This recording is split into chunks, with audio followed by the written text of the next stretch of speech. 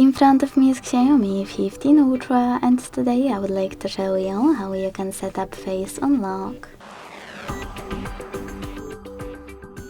Begin by opening settings and scrolling to hit fingerprints, face data and screen lock. Then tap on face unlock. Enter your login method. Hit start, wait 5 seconds to choose next, keep your face in frame and follow all of the instructions from your screen.